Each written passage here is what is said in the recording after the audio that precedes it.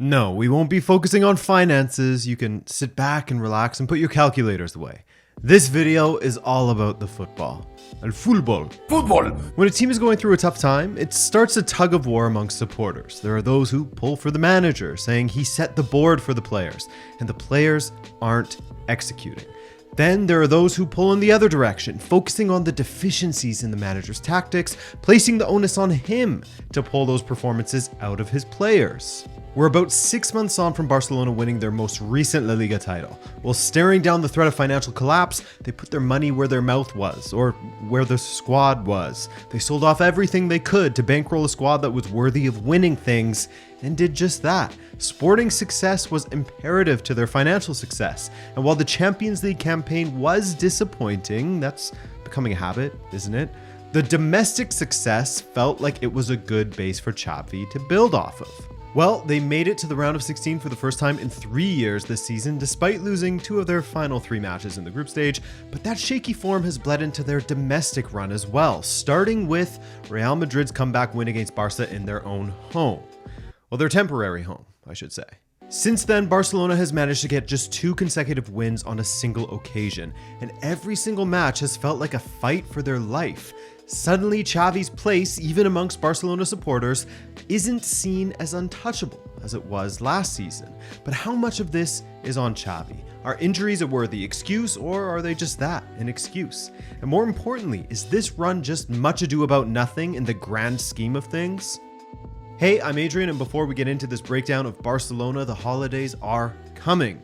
Barcelona will be on a break after that random friendly in the United States. And while the holidays are a fun time for most, they aren't fun for all. And that's where our sponsor for this video, BetterHelp, can come into play. Now, I've been using BetterHelp for quite a few months at this point, and my therapist has been helping me with, well, things that come with the territory of being an online creator. Abusive comments, the anxieties of your compensation being tied to your performance, things like that. But with the holidays around, it's not always a good time for everyone. While most get a chance to take a pause and see family, not everyone has that privilege, and speaking with someone can help work through this time that's merry and bright for some and dark and lonely for others. Now, you don't need a clinical diagnosis to feel the benefits that therapy can provide, and that's where BetterHelp comes in. It's their mission to make therapy affordable and accessible, because finding a good therapist near you can be difficult and intimidating. BetterHelp is a platform that makes finding a therapist easier because it's all online. It's remote. And by filling out a few questions, BetterHelp can match you to a professional therapist in as little as a few days. And changing therapists comes at no additional cost. You aren't locked in.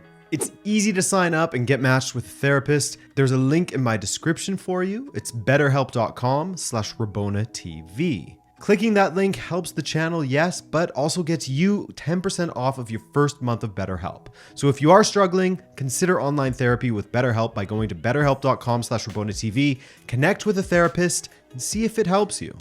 Thanks again, BetterHelp, for supporting Rabona TV. So where did things start to go wrong? Perhaps the first sign of danger was Barcelona squandering the lead against Real Madrid in El Clasico on October 28th. Playing at home, they had the lead for over an hour, but allowed Ancelotti's fellas to creep back into the game, ultimately losing to yet another Bellingham stoppage time goal. From there, the poor form began, as previously routine wins turned into squeezing out draws and 1-goal wins against opponents they should be miles ahead of, and losing against opponents that they should never lose to. Of course, assuming football matches were played on paper and took into account historical pedigree. Including that loss against Real, Barcelona have lost 4, drawn twice, and won 4 from 10 matches across all competitions. When you compare this to Barcelona's early season form, you can understand why supporters are frustrated and why rival supporters are twisting the knife. After winning the league last season, they started with a draw, but went undefeated until that Real Madrid loss at the end of October. A run of 13 matches undefeated that saw them win 10 of those matches and draw 3, including consecutive 5-0 defeats of Real Betis and Royal Antwerp. And while the Real Madrid match posed as their first loss of the season and could be argued as what started the slide, in looking back at their matches, I'd actually argue that the turning point was almost a month prior. Granted, perhaps I'm being a hindsight merchant here, but Barcelona's 3-2 victory over Celta felt like a turning point for the worst. I know, a victory as a negative turning point sounds strange, and in another context, losing 2-0 until the 81st minute, only to turn it around and get the victory, would be seen as a mark of true winners and champions. But as facts change, as form changes, context changes.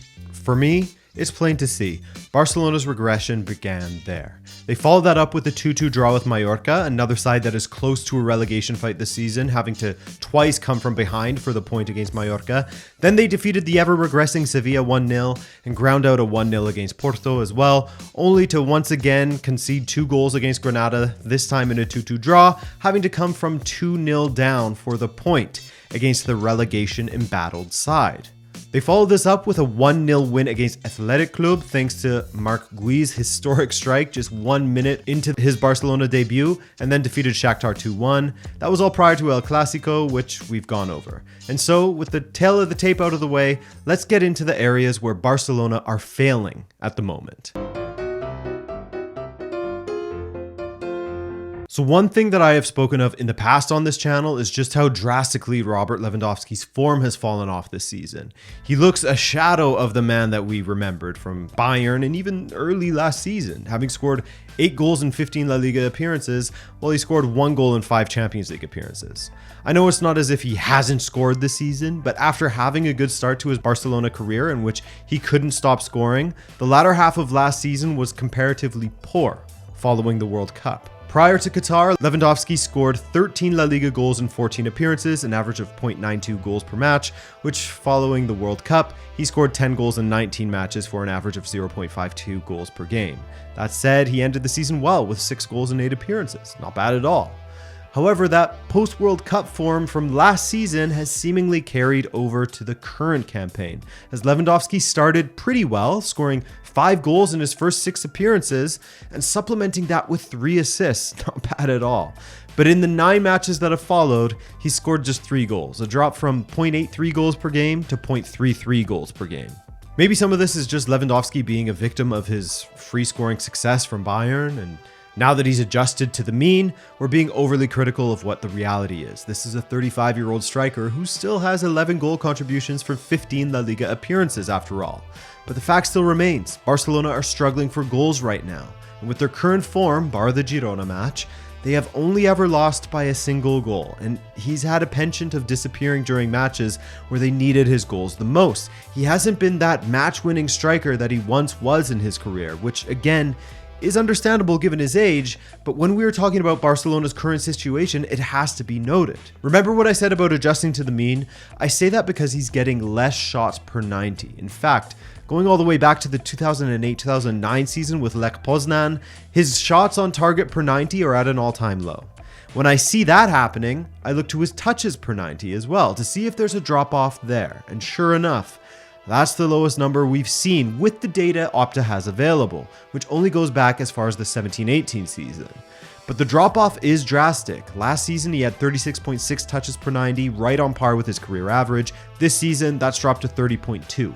And this despite FC Barcelona having the highest average possession in the entire league by a long shot, 64.7%. The next team, Las Palmas and Real Madrid, with 58.9% possession. As expected, if his touches are down, as are his touches in the attacking third and the penalty box, as you can see here. Pretty drastic drop-offs when you look at his average over the preceding 4 seasons. So from touches, the next natural place I wanted to look would be how many times he's actually receiving a pass per match, which, you guessed it, is at a 7-season low, again, as far back as Opta has statistics for. And finally, let's jump back to shooting for a sec. What about his expected goals? The 22-23 season was just the second season in 6 where Lewandowski had underperformed on his expected goals, aka the first time his expected goals was higher than the amount he actually scored. This season, so far, the same can be said. From an expected goals of 10.9, he scored just 8. So what do we make of all of this? Well, first of all, Lewandowski is a human again. Second, his lack of involvement isn't entirely down to him, as Barcelona's possession has gone up, but the amount of times he's actually received the ball has gone down, alongside his touches in both the attacking third and the box. All I can say is that Vitor Roque can't arrive soon enough, as Lewandowski needs some genuine competition. And third, Barcelona in general are underperforming on their expected goals. More on that later. It's not just Lewandowski. I delved into his numbers a bit, not to pick on him, but to see what was really happening with someone who was a goal machine prior, someone who just a few years ago was about to win the Ballon d'Or for how incredible he was, and who now has had such a pronounced drop-off that their barren runs are becoming more common than their goal-scoring streaks. Part of me wonders if we were seeing in real time just how much they are missing Dembele, as he was also central to Xavi's attacking tactics, which sometimes felt like give to Dembele, he'll beat a few players and then cross it.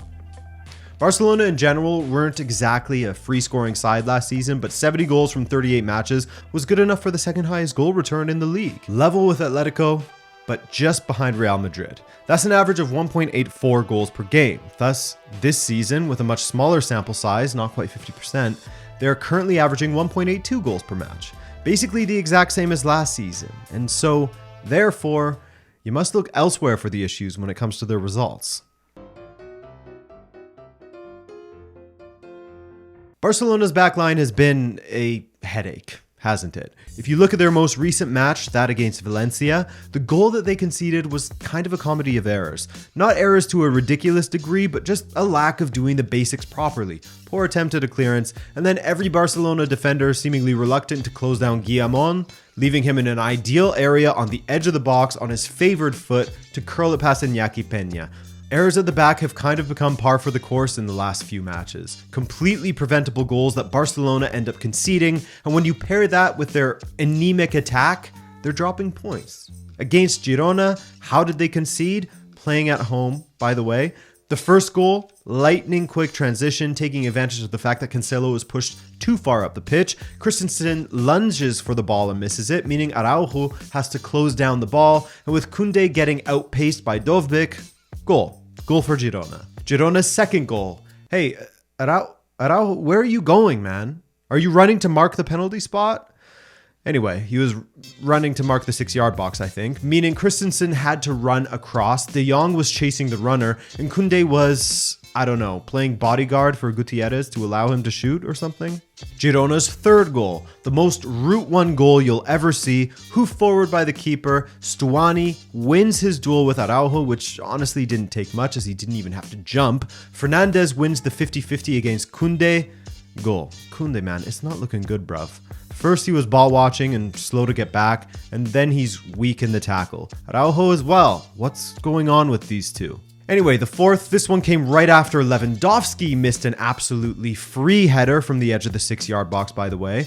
This match was just a great encapsulation of all the things that are hampering Barcelona at the moment. That's why I highlighted it. And around the 90 seconds after that, Barcelona's back line is again all over the place, and with everyone rushing to the ball, look at the free Girona players. 1, 2, 3. All you need is one Stuani, though, alone at the back post, and a goal. You have Lewandowski, and Barcelona in general, missing great chances, having a much higher XG than their opponent, and still dropping points thanks to boneheaded mistakes at the back. Against Antwerp, it wasn't the exact same scenario as they did not have a higher XG than Antwerp, but that win over Barcelona wasn't just their first win in the competition, but their first points. There have been times where Barcelona have struggled to generate meaningful chances against teams that defend in a low block, and when they do have them, they aren't putting those chances away. Look at Rafinha and Ferran Torres against Valencia. They should have finished off two great chances, and in fact, that brings me to Xavi now.